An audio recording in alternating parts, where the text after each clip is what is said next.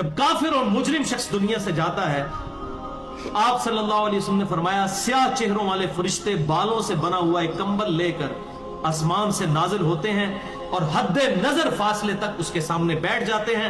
پھر ملک الموت، موت کا فرشتہ آتا ہے، حتیٰ کہ اس کے سر کے پاس بیٹھ جاتا ہے اور کہتا ہے خبیث روح اللہ کی ناراضگی کی طرف چل. وہ روح اس کے جسم میں پھیل جاتی ہے تو وہ ملک الموت اس طرح اسے کھینچتا ہے جیسے لوہے کی سلاخ کو گیلے اون میں سے کھینچا جاتا ہے کر کے. گرم سلاخ جو ہے وہ اونی کپڑے کے اندر گیلے کے اندر ڈال کے یوں کھینچی جائے نا، اس طرح اس کے پورے جسم سے اس کی روح نکالی جاتی ہے. پھر ملک الموت سے باقی فرشتے اس کی روح کو لے کر پلک جھپکنے کے برابر بھی وہاں نہیں رہنے دیتے، حتیٰ کہ وہ اسے بالوں سے بنے ہوئے کمبل میں لپیٹ لیتے ہیں اور اس سے زمین کے مردار سے نکلنے والی انتہائی بری بدبو نکلتی ہے. وہ اسے لے کر اوپر چڑھتے ہیں تو وہ فرشتوں کی جس جماعت کے پاس سے گزرتے ہیں تو فرشتوں کی جماعتیں کہتی ہیں کیسی خبیث روح ہے. وہ کہتے ہیں یہ فلاں بن فلاں کی روح ہے، اور وہ اس کی دنیا کا انتہائی کبھی نام لے کر بتاتے ہیں، حتیٰ کہ اسے آسمانی دنیا تک لے جایا جاتا ہے. اس کے لیے دروازے کھولنے کے لیے درخواست کی جاتی ہے تو آسمان کے دروازے اس کے لیے نہیں کھولے جاتے.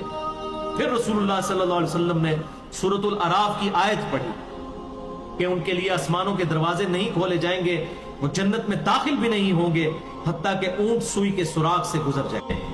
پھر اس کی روح اس کے جسم میں لوٹا دی جاتی ہے اور دو فرشتے اس کے پاس آ کر اس سے پوچھتے ہیں تیرا رب کون؟ اب اس سے بھی سوال ہوتا ہے. وہ حیرت زدہ ہو کر کہتا ہے ہائے افسوس، ہائے افسوس، میں نہیں جانتا، میں نہیں جانتا. پھر پوچھتے ہیں تیرا دین کیا ہے؟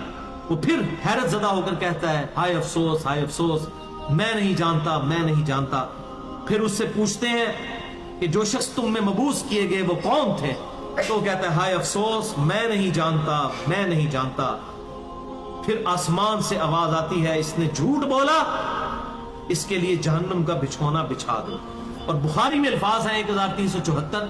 اس کے جواب میں فرشتے پھر اس سے چوتھا سوال کیا کرتے ہیں؟ لا دریتا ولا تلیتا، اور تو نے خود پڑھ کر سمجھنے کی کوشش کیوں نہیں کی؟ یا جو لوگ سمجھے ہوئے لوگ تھے، کتاب و سنت کے منہج پر چلنے والے لوگ تھے، ان کے ساتھ تو کیوں نہیں چلا؟ اللہ تعالیٰ فرماتا ہے اس کے لیے جہنمی بچھونا بچھا دو، جہنم کی طرف ایک دروازہ کھول دو، وہاں سے گرمی اور گرم ہوا اس کی قبر میں آتی رہے گی.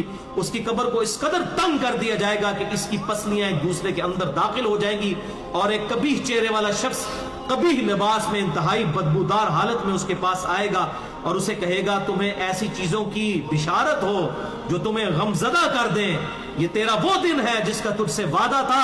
وہ پوچھے گا تو کون ہے؟ تیرے چہرے سے تو خیر کی توقع نظر نہیں آتی. وہ جواب دے گا میں تیرا خبیث عمل ہوں جو تو دنیا میں کیا کرتا. بات عمل کے ساتھ ہی ہے، صرف کلمہ پڑھنا کافی نہیں ہے. عمل